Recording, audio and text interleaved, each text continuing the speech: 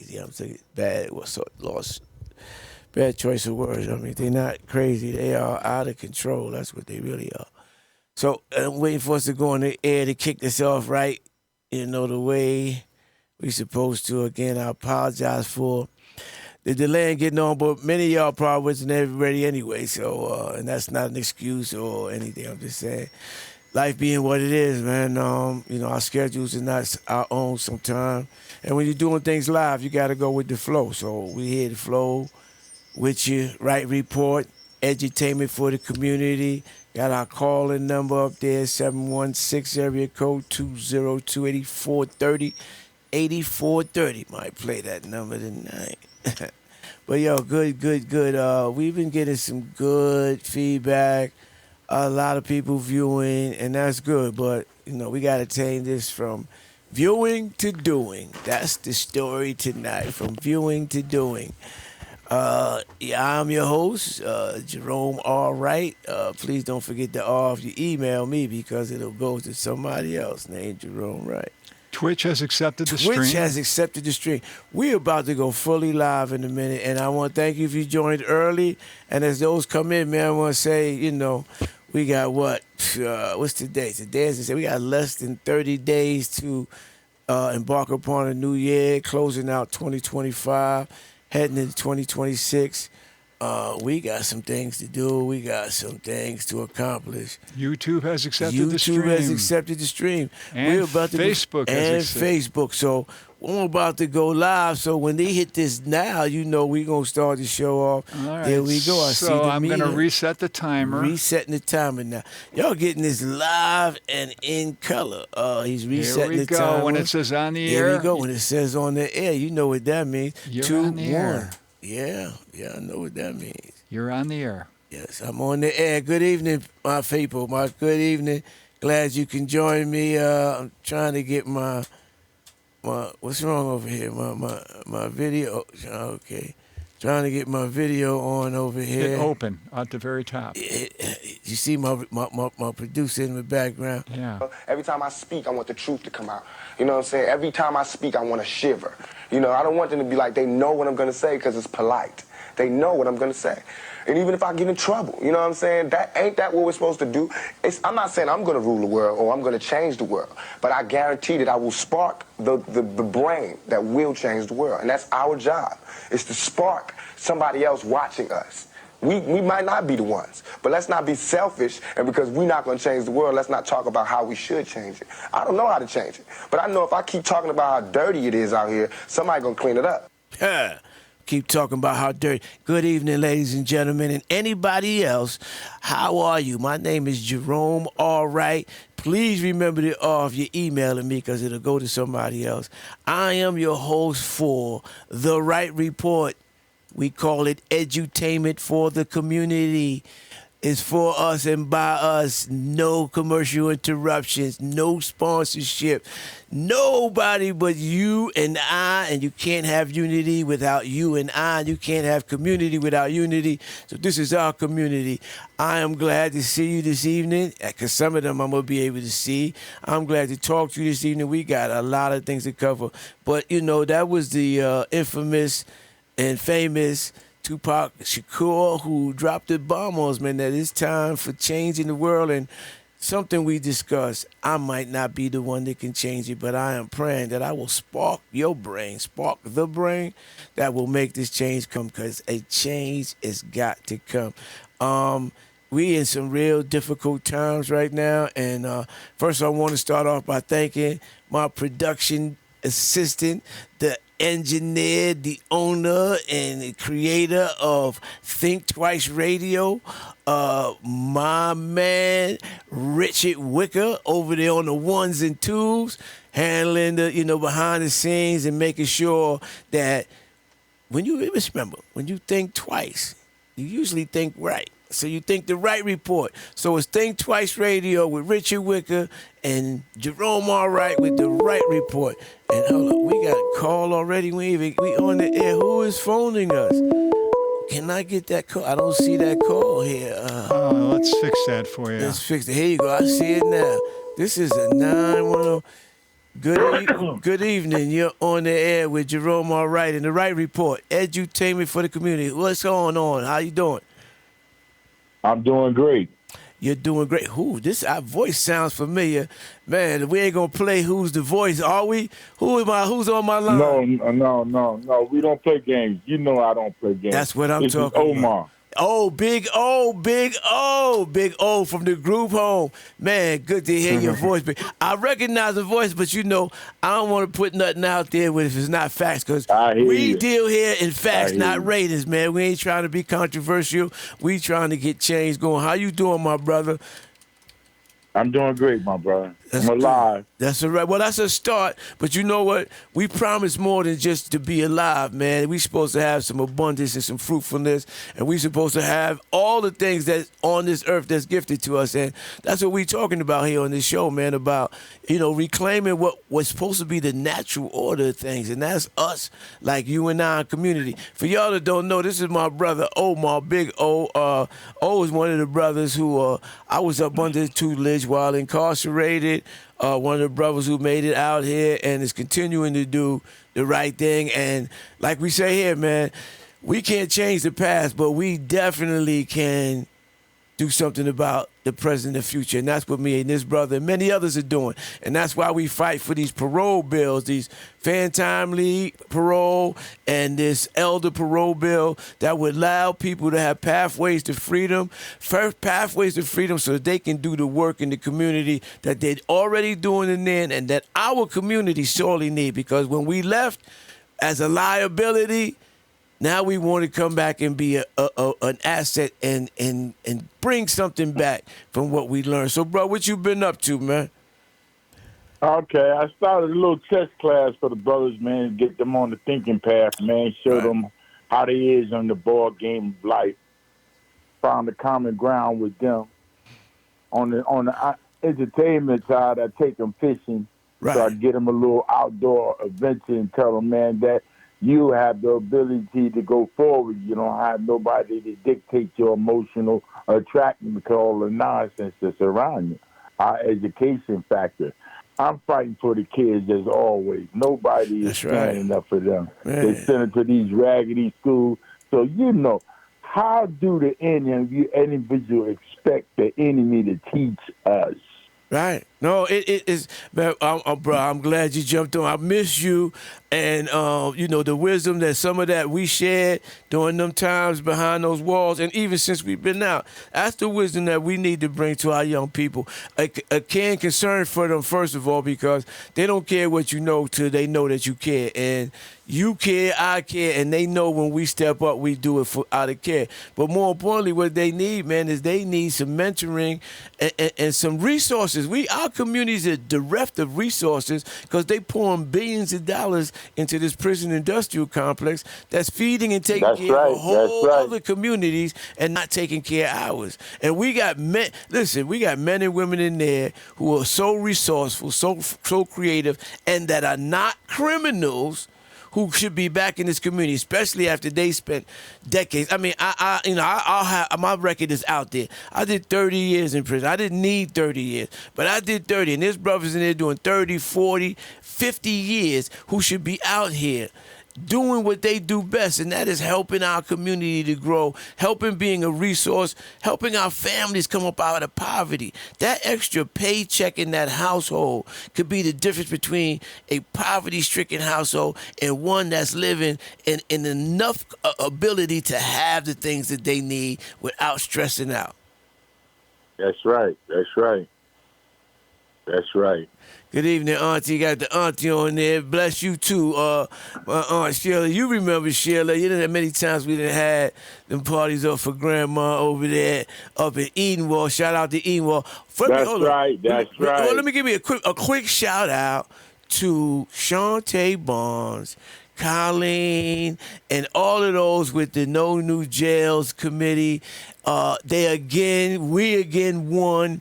They thwarted that proposal by the sheriff here to extricate $20 million out of the community and put it towards some new jail building stuff now that we don't need. Yeah. No, this is the second time. I mean, they tried to build a jail before, and I was on the committee then, and Shantae and others, and we fought them not to spend almost $1 billion on this shiny new jail when the culture in there is still death, degradation, and abuse and death.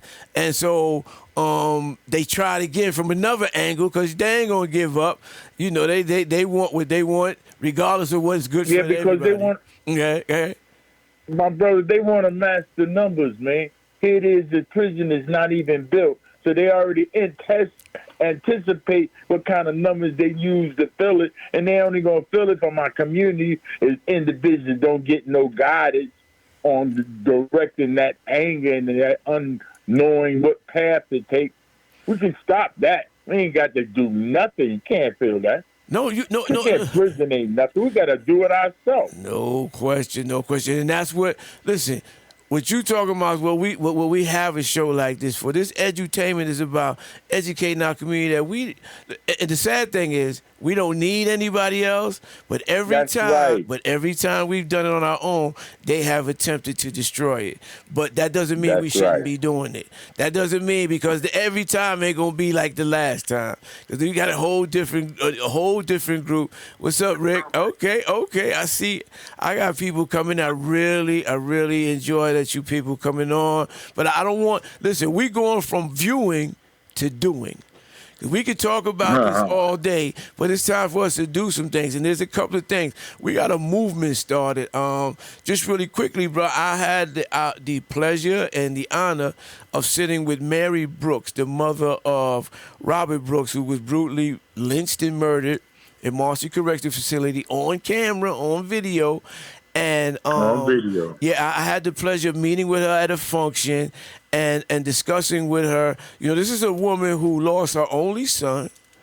You know what I'm saying? This is a woman who is, has been grieved, really grieved, and has not spoken now. And she has now found her voice. And she said that after these trials where they didn't cut some of these people loose and all that, she is now willing to step up and fight for the justice for her departed son and for our community, because it's really, like you said, it's about us when they build these jails. Just so you know, that statement you made about filling it, the jails that they wanted to build was almost 1,000 beds, 500 to 1,000 beds more than the current one that they can't keep full now. And you know that no place can be like a jail or a prison or a hotel is no good unless it's filled with bodies. And so that means if they got a cell, they're going to make sure they find a way to put a body in there come hell or high water.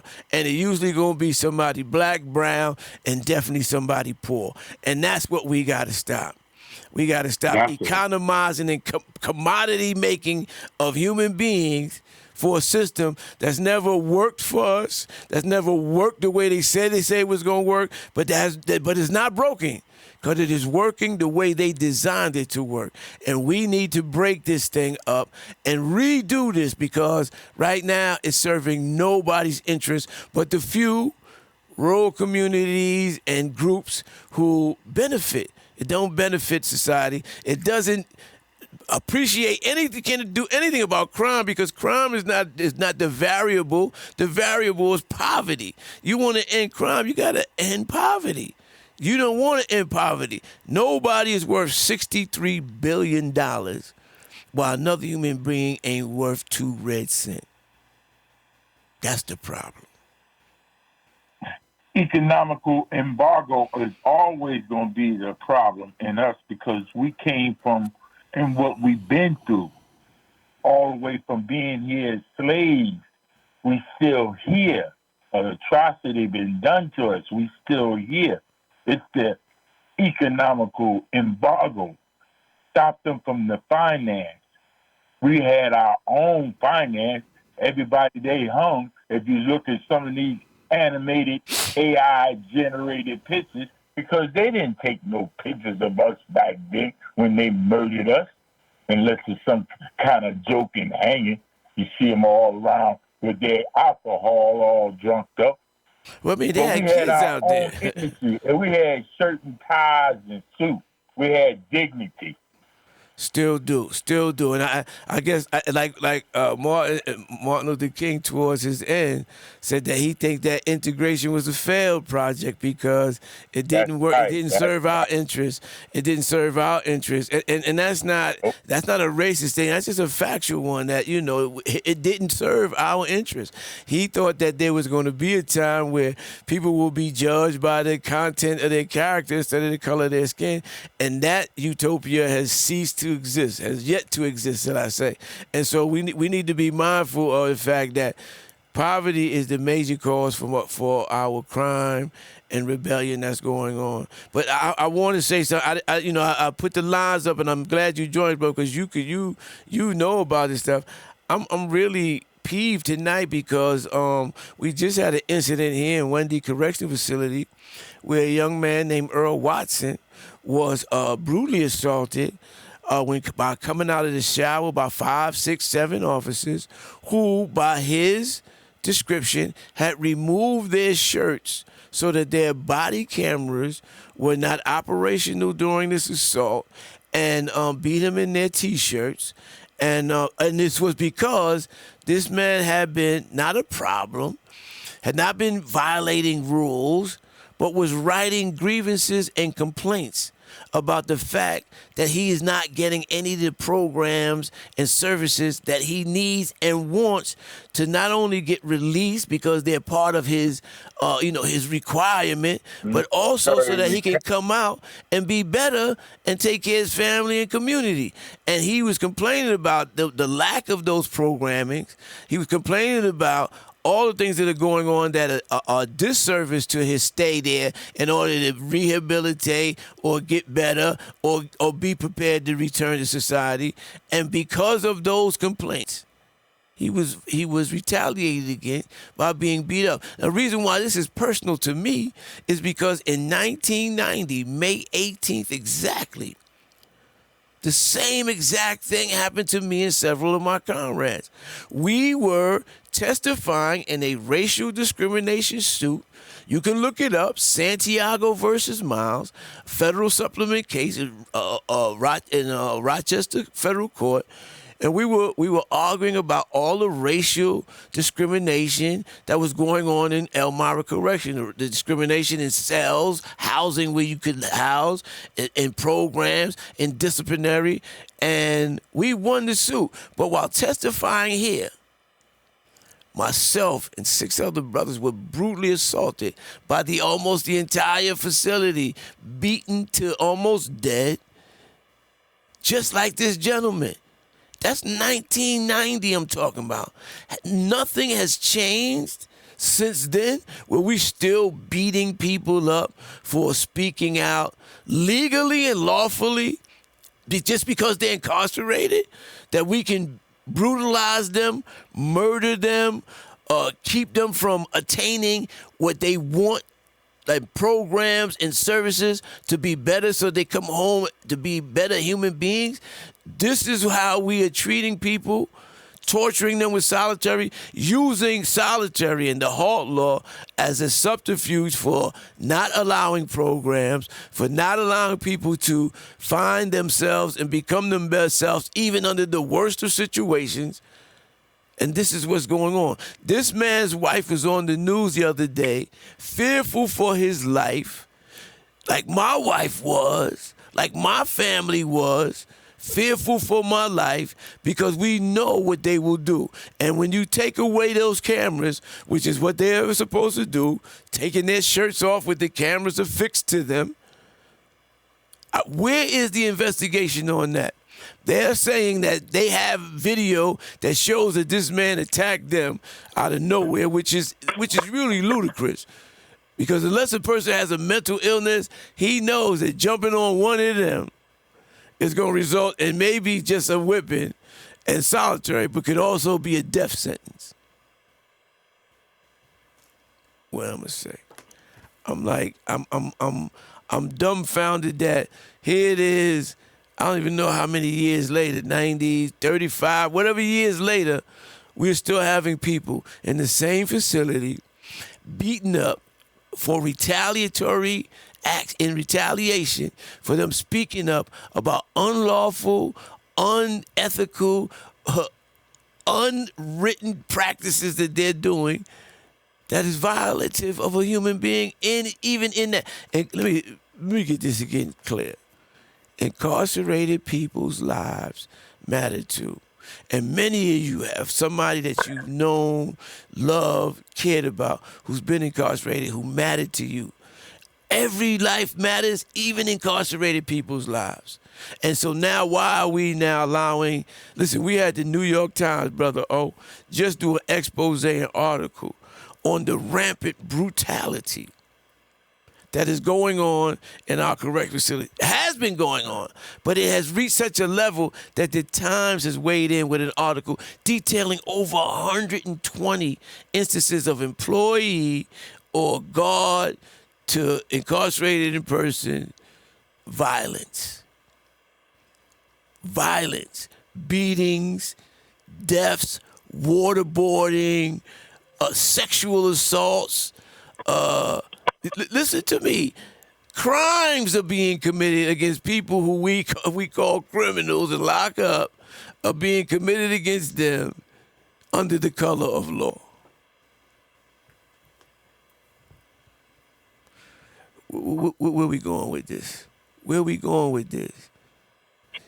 So you gonna wait to say something about it or want somebody to do something about it when it's you or yours? Because I get calls every single day from a mother, a sister, a wife, a girlfriend, a friend of a friend, a auntie, a grandma, a cousin, an employer, a chaplain, a email. Every day somebody's calling me about what's going on in these facilities happening to their people. There's nothing yeah, go ahead. because we have been through this, man. It's just a repetition of the same cycle, the prison with their economical degradation of human flesh. So it's nothing strange in that. We're talking about everybody can identify the problem. You know what? I did a class. I did a class this afternoon with some young people in college, and I opened the floor up for questions after explaining to them about violations of the heart law, violations of the prison abuse and brutality. And the young people says, one of the young people ready to answer, well, what, you know, you keep talking like you for abolition. I said, yes, I am. But I know that things are going on right now, got to be addressed. That's why I do what I do. But I am for abolition. And she said, well, what are we going to do if we don't have prisons? And I said, you're too young, as I am, to remember a time. But there was a time when there were no prisons. There were no jails. That wasn't the modus operandi of dealing with conflict and issues in the community. The community dealt with it. They used what we call now the restorative justice model, where if you wrong somebody, you had to face that individual. You had to face that individual with the larger community, and then they would tell you how hurtful whatever you did was to them. They would ask you questions, and then they would demand some remunerations in some way that would make them feel like they got something back out of it. And then so you would be paying back whatever it is they asked. And there's no lock you away. There's no take you out of the economy. There's no subjugate you like a slave. It was community policing. And let me tell you something. The whole idea of police and prisons and all that, that is not a natural thing. That is something that was constructed as a result of the ending of the slavery in the South. Police were first to deputize men and women who went out and brought back runaway slaves. That's what policing was. There was a time when there were no jails and no prisons, and the world didn't disappear. It didn't blow up. Everybody didn't die. All of a sudden now, we can't deal with this is the 21st century. We have we got AI and A, B, we got everything, and we can't figure out another way to handle our problems than to lock somebody in a 6x9 cell? Are you telling me we're not that creative? We're not that ingenuitive? We're not that humane? Humane? That we would just lock somebody in a 6x9 cell and consider that the answer to the problem. And then after we discombobulate them and torture them with solitary and discombobulate them with incarceration, we want them to come back to society to be John Q. citizen without the benefit of providing them with any of the things they need to do that. And that's justice. That's justice. Listen, I was in there. There's no rehabilitation. Like right now, the entire system is on lockdown because they're talking about staffing. Let me tell you, that's another lie because New York State has the highest incarcerated individual to guard ratios in the country. They are mandated to staff their facilities at the number of cells, irregardless of the number of individuals incarcerated therein. So if the facility is an 1,800-bed facility, they have to staff it with 1,800 ability to secure 1,800 people, even if there's only 500 people in there. So where is this shortage? And I say, they try to say, it's more complicated than that. No, it's not more complicated than that. What's complicated is the fact that you're still using the excuse of staffing to perpetuate crimes against the individuals that you're supposed to be housing because they committed a crime. So the law enforcers have now become the law breakers because you're breaking the law with halt. You're breaking the law with, listen, next year will be the 55th anniversary of the Attica Rebellion. And as I sit here today talking to you, whoever's listening, and whoever will listen or view it later, we're embarking on the 55th year, the double nickel of that rebellion. And I'm telling you now, we're going to have a worse scenario in Attica 2.0 not too long from now, probably during the year that we're commemorating the 55th. Because everything, and I submit to you everything, that those brothers died arguing for have been surreptitiously and unnecessarily, in most cases, taken away from that population. The grievance procedure that they died to argue so that they would have a place to put grievances that got things changed and done and dealt with. A liaison system where there were members of the incarcerated population who sat down with the administrators and discussed issues that impacted the entire population and ways to work around those issues. Medical, mental health, solitary was on that list. The abuse of the use and the brutality and death associated with solitary. Right now, look at any of the articles. We got newspaper, and the Times is just the latest, and this is not their first time. But look at the publications, look at the information that is telling you how rampant the violence and brutality is going up at their disposal, not by the incarcerated population. They're suffering the brunt of that violence. I'm like, people say, you're going to talk about the jail. I'm talking about human beings. It ain't just about jail. I'm talking about brothers and sisters that I know, that I live with, that I love, that mentored me, that I wouldn't be sitting here but for them, like Omar and others, who protected me, who guided me as an 18, 19-year-old kid with almost 20 years of time to do. I'm talking about human beings. Talking about people who may not be there for what they say they're there for, because we know how that goes. It ain't just racism. It's the way it goes these days. I don't want to, people say, I don't want to sound redundant. But I know, unfortunately, in this country, with this fake education system, the only way we seem to learn anything is by repetitively getting that information. And I'm repeating myself to you because it may be somebody's first time hearing it. And it may be your 10th time hearing it. But I said we're going from viewing and hearing to doing and daring. I started out, I got off track because my boy called in, but I wanted to tell you that I had this conversation with Miss Brooks and several of her family members and other advocates, I'm honored to say that I coined the phrase that she is actually the mother of our modern movement to transform that prison industrial complex. And it was the sacrifice of her son, a brutal, painful sacrifice that she can't even watch. Unfortunately, I've seen snippets on the news before she could turn away, but she could not watch.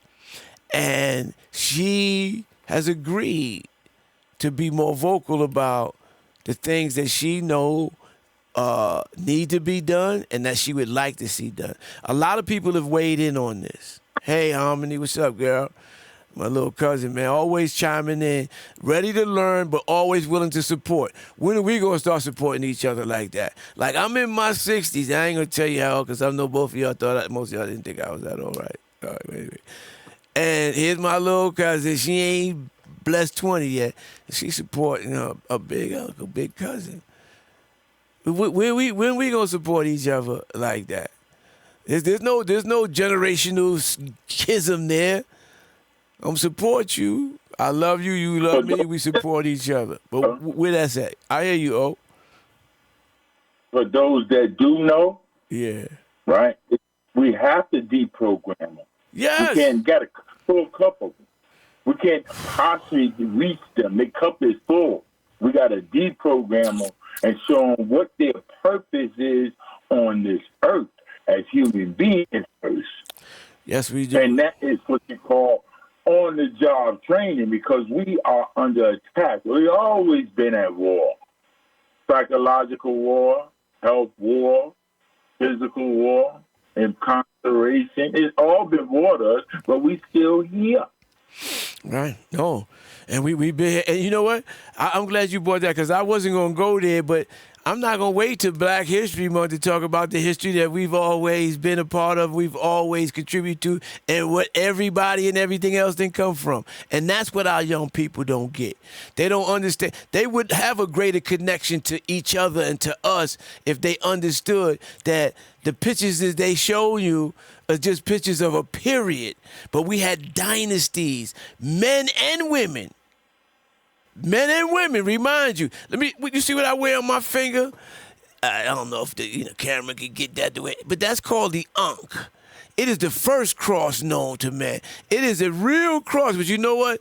It is symbolic of both male and female, because we know that man can't be gotten but for a female. I don't know where that get lost in this patriarchal garbage that we teach over here and play over here, but we always saw each other as equal parts of a whole with different gifts and abilities that the Creator gave us to complement each other, not to be in competition, but to complement each other to well-rounded lives that we give our progeny. That's the children, for y'all who didn't pass the GED this last year. For the progeny. And that wasn't no joke. I'm saying we done been indoctrinated with lies for so long that you can't handle the truth. My favorite line. Ain't that my line from A Few Good Man? Says to tell us the truth, he said, you can't handle the truth. Because we can't. No, we can't. Because the truth of the matter, we know that Christ wasn't born on no December 25th. We know what the truth of that is. But we've been told a lie so much that we starting to believe that. We know that we were the first ones here, that you can't get any other genealogy unless you come from the strongest strain down to the weakest. It's facts. First, yeah. This is fact. I'm not making this up. This is not hyperbolic. This is not embellishment. These are clear facts that we allow them to mislead us. And then when we get hit with the truth, listen, I do speaking engagements all the time. And I tell people, you know what? Before you think you can be set free, you got to recognize and unhinge yourselves from the lies that have kept you hostage.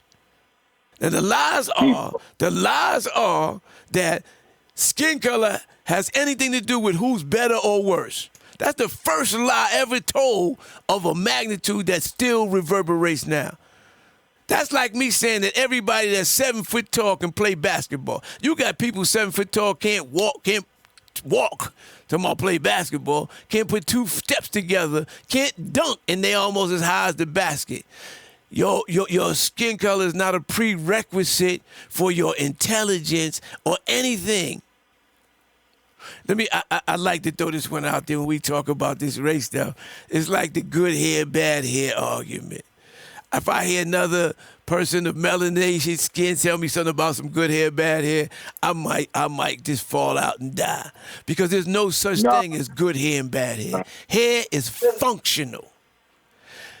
People have straight hair.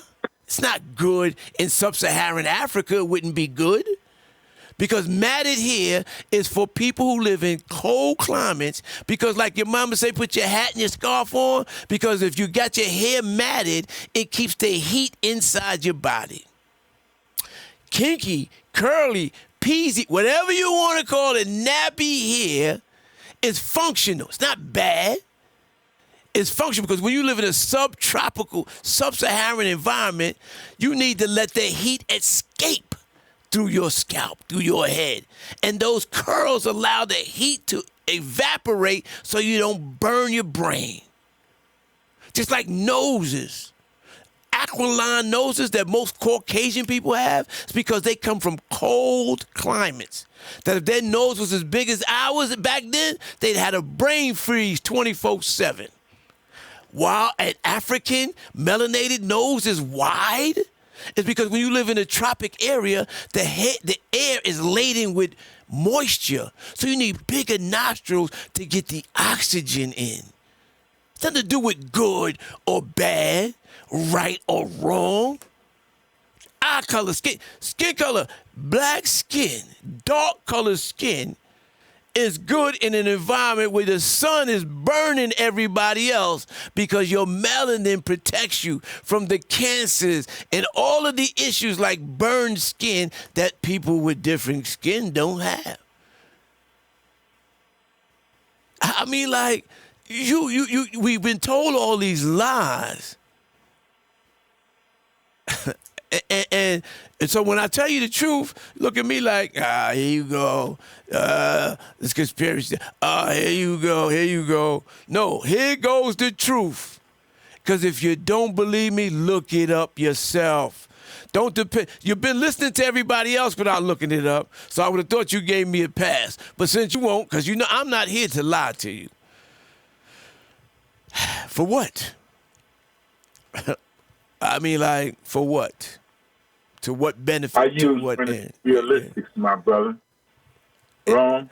Yeah. I was in the operation of where it was a few youth in there. We had discussions, and I said, I could show you right through. I said, how many people watch the news? Yeah, I watch the news.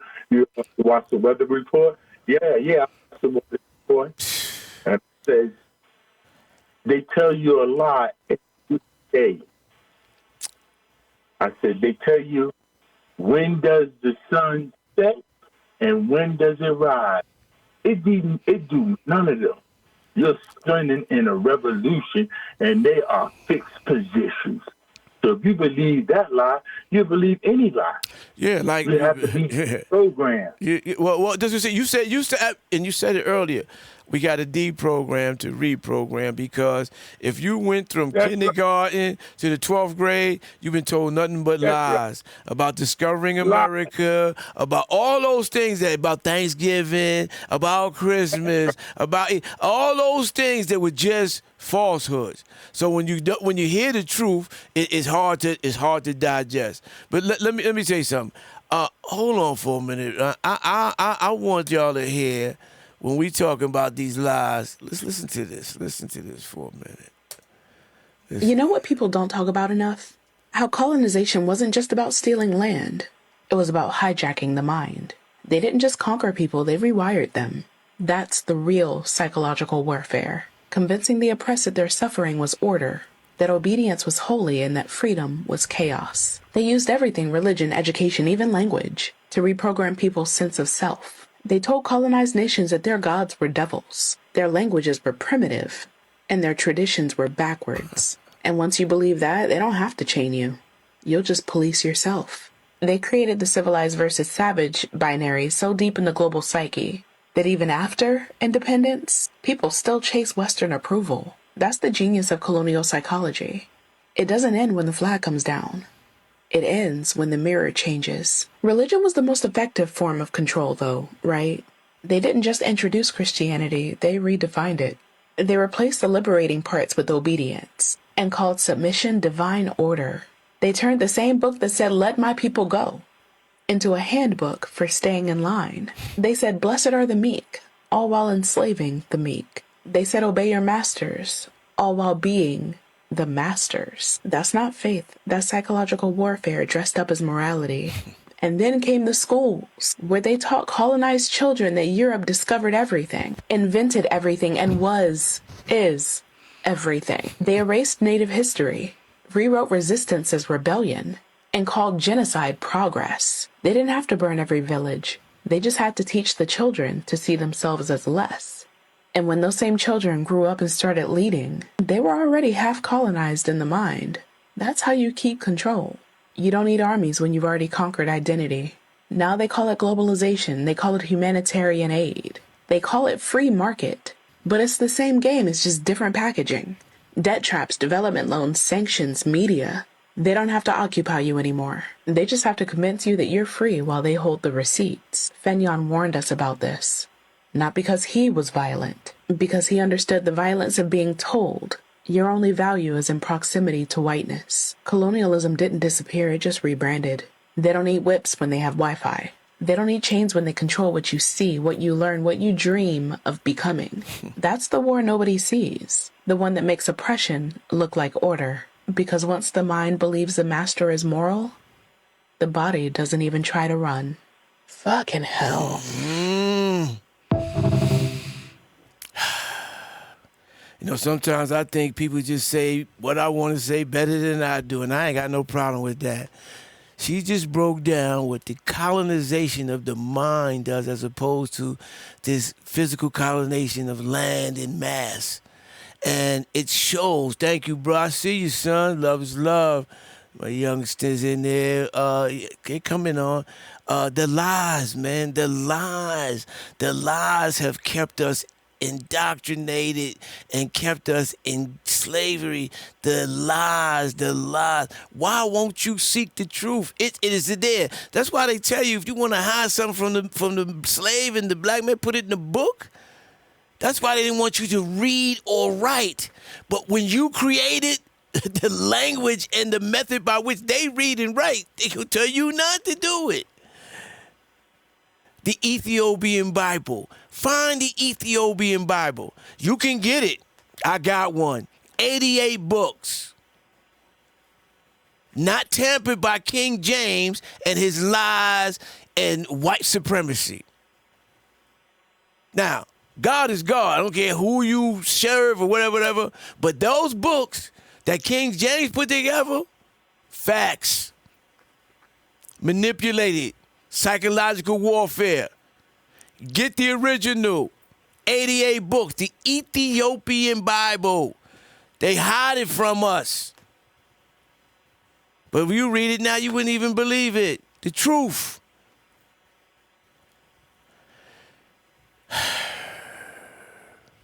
Man, and please, my vitriol is not directed at you per se. It is directed at the fact that it took me this long to understand the truth. And I have to be graceful enough to let you take as long as you need to understand the truth. And that's painful. Like I'm sure my mentors were pained by the time it took me to come to these realizations. But because I love you and I love the struggle that we engaged in, I am going to give you time. But like I've given you time, remember time waits for no one. So if we want to wait until everybody catch up to do something, then I think this, because ketchup to me is only good on hot dogs, French fries, and burgers, and hot dog burgers, and Frank's. I don't eat that, but you get the point. We don't need to be, listen, I don't know everything, man. None of us as smart as all of us. But together, I've been preaching this since we started this podcast, man. Listen, man, we need a way to communicate. We got this here, unencumbered by anybody. Of course, they can shut it off, cut the lines and all that, but hey, until then, this is ours. And not just talking about things, but planning and doing things that are necessary to move us from where we at to where we actually need to be. And that's in knowing the truth, living the truth, and exercising in our truth, man. Your life ain't started slavery. Just like my life ain't in at incarceration. The first one's here, the closest to God. The most spiritual being on this planet. Yet we've been fed so much lies, you don't even recognize your spirituality. And I ain't talking church, please. I ain't talking church. Rest in soul. God bless you, Bishop Bronner. We had discussions, and he knew the truth. And you know what he said in his infinite wisdom? Well, I can tell you, they not ready. You know you got to feed a baby food before you can give them something solid. And I don't know how long it's going to take for their stomachs to become accustomed to this grown-up truth, but I gotta walk them slowly. That's why I got to exercise. It's the one thing that man taught me. Just because of where I'm at don't mean you should be there or got to be there at the same time in the same place. Because I had to get there the way I had to get there. But you ain't going to have no excuse for taking much more time because you're shown the way, and we're holding each other's hand along this journey. But things have got to change. And if not us, who? Who going to do it? Oh, and if not now, when? I'm rocking my, try to rock a different shirt every show to show you all the things I'm involved with, things people fight for. And this is my purple and gold New York Jails Justice Network, of which I'm a co-director. And one of the announcements I wanted to make tonight, on top of talking to Miss Mary Brooks about her being the mother of this movement we're starting, and pushing for some transformative changes. And, at the top of that list, from her and my mouth, is the firing of the current Commissioner of Docs, Daniel Marticello. As the weeks go on, I'm going to unravel for you the actual reasons, the factual reasons why that needs necessary to happen. But right now, this man is an abomination to anything. He's not following the law. He's detecting. This guy's acting like the president. He do what the hell he want to do, and persecute anybody. But this is not. How do you have somebody running a Department of Corrections who is willfully violating the law, lying about it, obfuscating the facts? Come on. That's just like antithetical to anything that I think would be right. You don't have people, that's like the wolf watching the chicken coop. It ain't gonna work. his continued employment there will allow for the same things that have happened over the past 27 years of his employment by docs to continue to happen. And like I said, I will lay out the factual case, word by word, bullet point by bullet point. I'm not just saying this. This is not a knee-jerk reaction. And for all those people who say, well, getting rid of him ain't going to change nothing, how do you know? It ain't happened. How do you know? That's number one. How could you possibly know that ain't going to change anything? That's number one. As always, who you going to put in there afterwards? That's going to make sure that things change. And thirdly, it is as symbolic a gesture as you can make given the circumstances. This man is actually a serial killer right about now, with 150 plus bodies this year alone. And with a system that is totally unhinged, does not function on care, custody, and control, that has no care, definitely in abusive custody and totally out of control.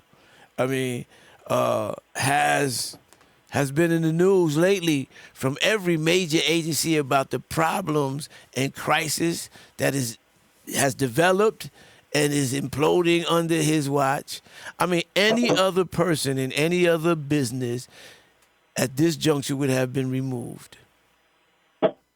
Maybe they would have had the gumption to resign, but we know that ain't going to happen.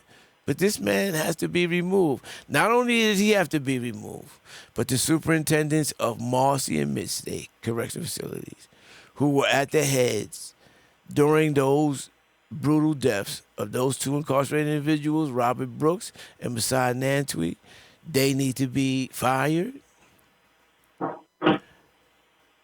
Marcy should be closed. Now, I heard the governor talking about, oh, well, it's got all these mental health services there. Move that. Nothing is immovable. But that place is abominable. It is a symbol of death and lynching and murder on camera, and it needs to be closed so that people know that this is what happens when you exercise that type of judgment on another human being.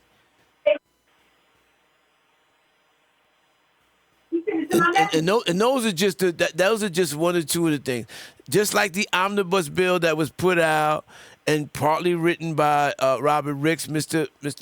Brooks' father, those oversight bills, the governor needs to sign that. And in signing that, because if they push so much need for oversight, then we need a better overseer than the current commissioner. If we got to do all of this to make sure what's going on, why the hell do we need him? Yes, Harmony, the supermarket wasn't bombed. It was a massacre there by a racist young white man. And it's still open. There's not a new one. And if any fool or racist punk coward wants to emulate what that fool did, they could do it again, and probably with much more deadly accuracy, because it is still the only supermarket in that area, which is what attracted him to that area to begin with. That's my niece, my cousin, asking about the supermarket in Buffalo. And it Tops Massacre. A place where I could have been that day. This is what I'm saying. People don't even know. Me and my son used to go at 2 o'clock every Saturday to take the recyclable back. That was his little pocket money. The recyclables thing is at the Tops there. We didn't go that day because we hung out all night and overslept. Thanks be to God. But could have been right there. So people say, oh, it didn't bother. It impacts me personally. Yes, thank you, Susan. All right, reminding me that we want the omnibus bill signed without all those chapter amendments that the governor is trying to currently push in, force in, for whatever reason. I'm telling you now, I know you don't listen to this show yet, but I sent you a video before, and I will be sending you another one very soon, because you need to listen to the people, because we're not going to keep sitting here. You got this guy. You should have fired him. You should have fired Daniel Monticello already. You got National Guard in there, don't know what they doing. You got the people who are in there still on strike inside, treating people like inhumane. And you got this guy breaking the law, lying about it, and continuing to run the system haphazardly and destructively, and nothing. You on notice too, Governor Hochul. You fire this man to show us that you care about us. Because you obviously cared about those officers because you let them break the law and half of them are back. You let them break the law, 12 people died, and nobody was held accountable. Nobody. And that's only 12 that we know about. I would be considered a serial killer if I had as many bodies on me as this guy got. And he's, listen, they got coaches in sports leagues that lose their job for a couple of losses of games. We talking about losses of lives. And this guy's still sitting there with impunity, having fireside chats with people, talking about what? Because ain't nothing changing, and it's getting worse, which I guess that's a part of a change for the worse. Yeah. And we're having fireside chats like everything is running the way it's supposed to. Cuz, what's up, bro? I was wondering if you was tuned in. But you know how we do. I don't care who listening or not. I'm going to speak truth to power no matter what. And before you get it twisted, the power ain't nobody elected or appointed. It is you. The power has always, will always be with the people. I'm going to speak it to you. Now, what we do with it or not, it's going to be on us. But you're going to hear nothing but the truth. The whole truth and nothing but the truth. Unlike they do in that courtroom with that Bible, Ethiopian Bible, 88 books, Jubilees, books in there, untouched material in there from King James and his band of, plagiarists or whatever you want to call them, pilgrim. In any event, if anybody's in touch with Earl Watson, the brother who was brutally beat up and assaulted in Wendy, please get him my information. Get him the show information, 716-202-8430. He can call in. Family can call in. They can call the studio. We need the bullethead.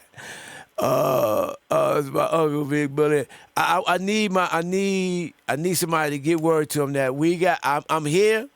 We're here to help him and his family get some justice, get something done about that situation, get him out of Wendy before they kill him. And so I'm going to try to find her and him and reach out. But if anybody has any contact with them, and holler at them, say, Wright report. We there. We try to make it right for you because I know what's going wrong, and it happened to me. Not talking about something I heard, seen, or imagined. Talking about the assault on my own person and others for doing the same thing that brother did. And that was, ask questions. Complain about things that were important to him and his life. I just don't know.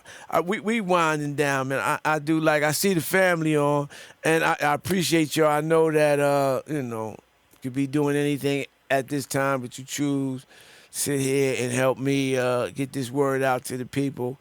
And I appreciate that. I will never take for granted that, the one thing I learned is that one of the commodities you can never get back, and that's time.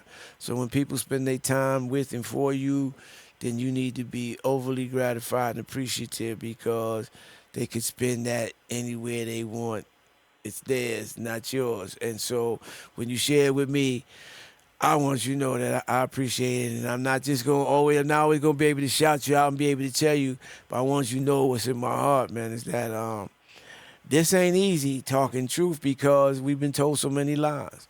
So I get frustrated at times that when I'm talking truth and people not responding, not listening, not tuning in, that, something's wrong. But I know I'm doing what I'm supposed to be doing, and that's what I got to do.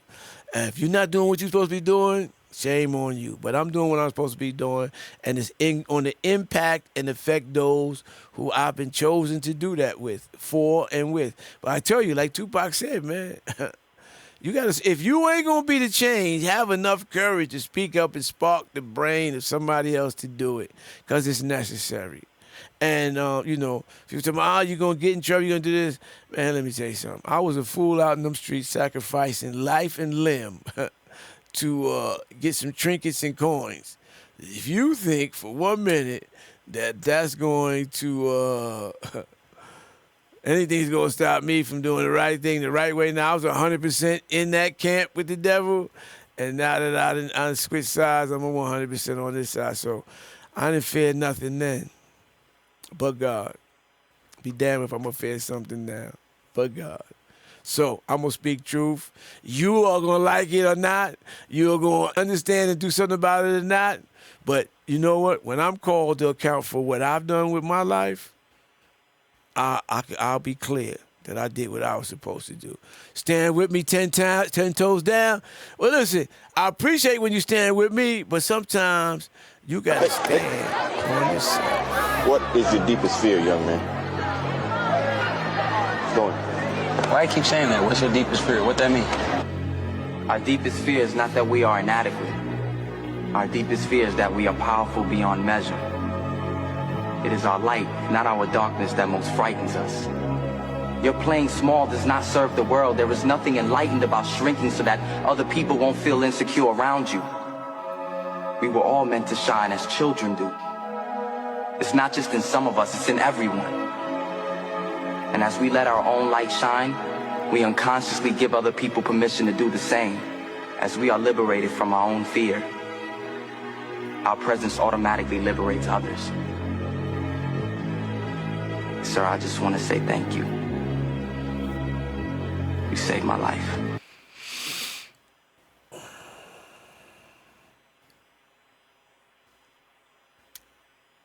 Need y'all to meditate on that. I ain't one for silent air, but sometimes words don't mean enough. You gotta let it marinate. What's your deepest fear? What are you shrinking from? Why are you not letting your light shine? Why not you not shining your light brightly so others can see and shine theirs too? What are you hiding from? What's your deepest fear? I don't know what yours is, but I'm conquering mine. I'm speaking up, stepping up, standing up. I pray that you'll do the same. This is Jerome, Wright, the Wright Report. Edutainment for the community. Biggie says, Versace shades, watch it.